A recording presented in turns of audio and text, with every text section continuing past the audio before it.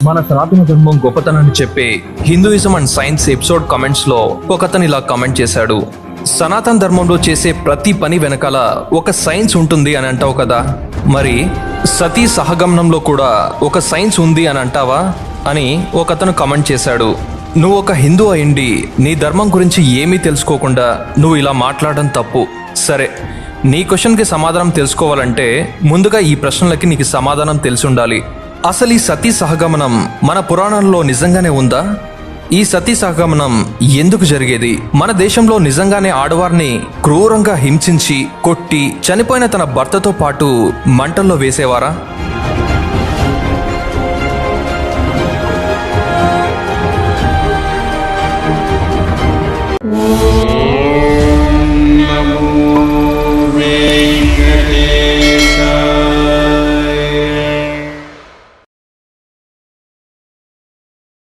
మీకు ఎటువంటి జ్యోతిష్య సమస్యలున్నా వాటిలో ముఖ్యంగా ధన నష్టం, ఆరోగ్య నష్టం, భార్యాభర్తల మధ్య గొడవలు, ప్రేమించుకున్న వారు దూరం అవడం, ఎన్ని సంబంధాలు వచ్చినా పెళ్లి ముడిపడకపోవడం, రోడ్డు ప్రమాదాలు, అప్పుల బాధలు, వ్యవసాయాల్లో నష్టాలు, పెద్దల మాటలు పిల్లలు వినకపోవడం వంటివి జరుగుతుంటాయి. ఇలాంటి సమస్యలు మీకు ఉన్నట్లయితే ఒక్కసారి ఈ గురువుగారిని కలిసి మీ సమస్యలకు తగిన పరిష్కారం పొందండి. మీరు ఏమీ చెప్పొద్దు, అన్ని గురువుగారే చెప్పెదరు. గురువుగారు చెప్పింది చెప్పినట్లు జరిగింది.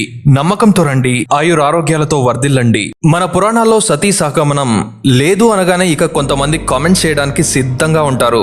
ఏమనంటే, మహాభారతంలో పాండురాజు చనిపోయిన తర్వాత మాద్రి సతీ చేసుకుంది కదా. శ్రీకృష్ణుని తండ్రైన వసుదేవుడు మరణించినప్పుడు వారి నలుగురి భార్యలైన రోహిణి, దేవకి, మాద్రి, భద్ర, సతీప్రత చేసుకున్నారు కదా. అంతెందుకు, మీ శ్రీకృష్ణుడు మరణించినప్పుడు అతని భార్యల్లో కొంతమంది సతీ సహగమనం చేసుకున్నారు కదా అని కామెంట్లు రాయడం మొదలు పెడతారు. అరే ఒక్క నిమిషం అన్నా, అసలు సాంస్క్రిట్ లో సతీ అన్న పదానికి అర్థమే లేదు. ఇంతవరకు ఏ ముఖ్య పురాణంలో కూడా సతీ విధానాలు లేదా పద్ధతుల గురించి లేదు. మన ఆచారాల్లో ఎక్కడా కూడా భర్త చనిపోగానే భార్యని పట్టుబట్టి ఖచ్చితంగా మంటల్లో వేయాలని లేదు. మొట్టమొదట సతీ అన్న పదం సతీదేవి నుంచి వచ్చింది. అక్కడ దక్ష ప్రజాపతి తన భర్త అయిన శివుణ్ణి అవమానించారు అన్న బాధతో సతీదేవి యజ్ఞమంటల్లోకి దూకి ఆత్మహత్య చేసుకుంటుంది. కానీ మామూలుగా అందరూ అనుకునేది ఏంటంటే సతీ సహగమనం అంటే భర్త చనిపోగానే భార్యని మంటల్లోకి తోసేయడమని. కానీ ఇతిహాస గాథల్లో భర్త చనిపోయారని ఆత్మహత్య చేసుకోలేదు, కేవలం మహాశివుణ్ణి అవమానించారని సతీదేవి ఆత్మహత్య చేసుకుంటుంది. అంటే సతీ అన్న పదాన్నే మన వాళ్ళు అపార్థం చేసుకున్నట్లే కదా. ఇక మహాభారతంలో పాండురాజుకున్న శాపం వల్ల తన భార్య అయిన మాద్రితో కలయిక జరపడం వల్ల ఆయన మరణిస్తాడు.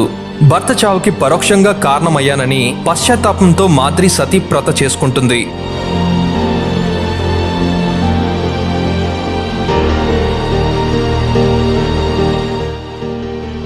శ్రీకృష్ణుడు అంటేనే అనంతమైన ప్రేమ.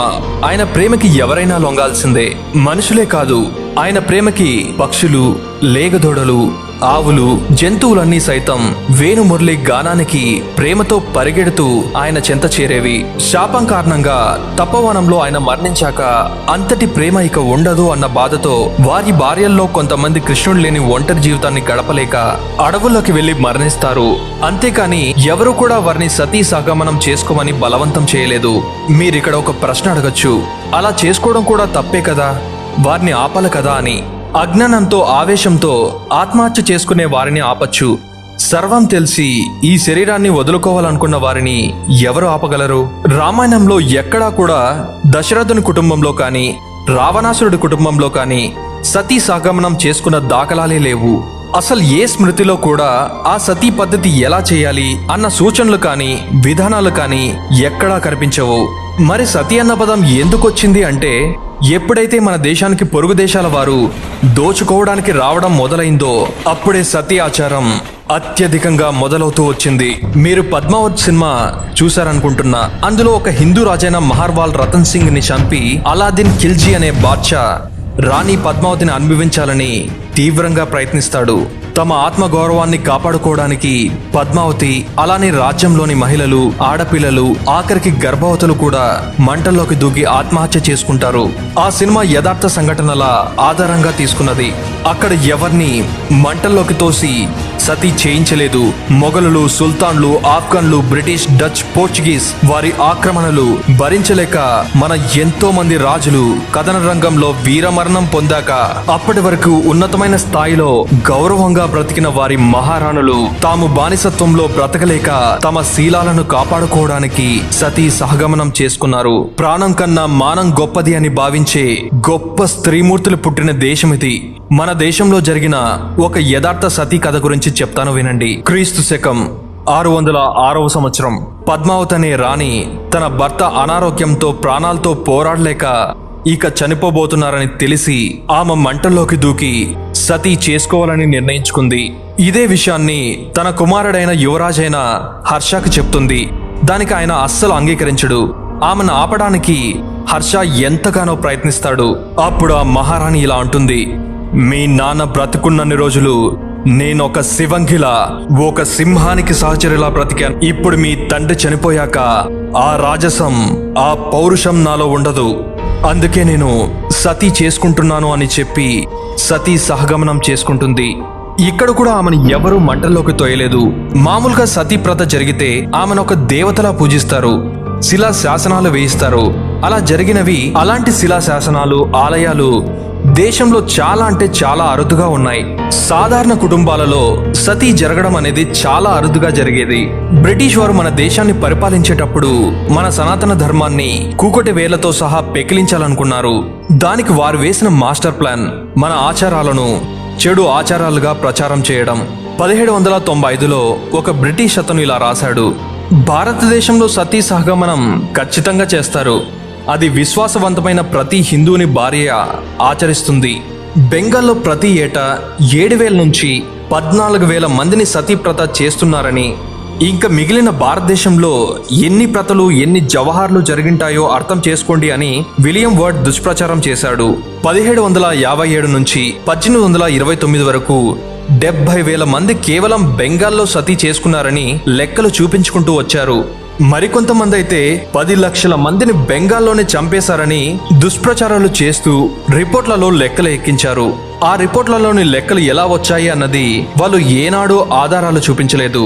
అసలు అందులో నిజం ఉంటే కదా. మామూలుగా ఒకరు సతీ చేసుకుంటే ఆమెని దేవతలా ఆరాధిస్తారు, గుడి కూడా కడతారట. కానీ మరి 10 లక్షల ఆలయాలు లేదా శిలాశాసనాలు కేవలం బెంగాల్లోనే కనిపించాలి కదా. మన వాళ్ళు కూడా వారి ప్రచారాలను పెద్దగా పట్టించుకోలేదు. ఎందుకంటే అంత శాతంలో అసలు సతులు జరగలేదు కాబట్టి. వాళ్ళేదో ప్రచారాలు చేసుకుంటున్నారులే అనుకున్నారు. కానీ దాని వెనుకున్నది మత మార్పిళ్ల కిరాతకమని మన వాళ్ళకి తెలియలేదు. ఇలా 1, 2 కాదు, ఎన్నో దుష్ప్రచారాలు చేశారు. ఒక స్త్రీ మంటల్లో చనిపోతుంటే బ్రాహ్మణులు, ఆమె బంధువులు చప్పట్లు కొట్టేవారని చెప్పుకొచ్చారు. అలానే భారతదేశంలో ఆడపిల్లల్ని పుట్టగానే చంపేస్తారని, కాళీమాతకి బలి ఇస్తారని ప్రచారాలు చేశారు. పూరి జగన్నాథ్ ఆలయ ఉత్సవాల కారణంగా ఏటా 1,20,000 మంది చనిపోతున్నారని ఒక రిపోర్ట్ ఇచ్చాడు విలియం కేరీ.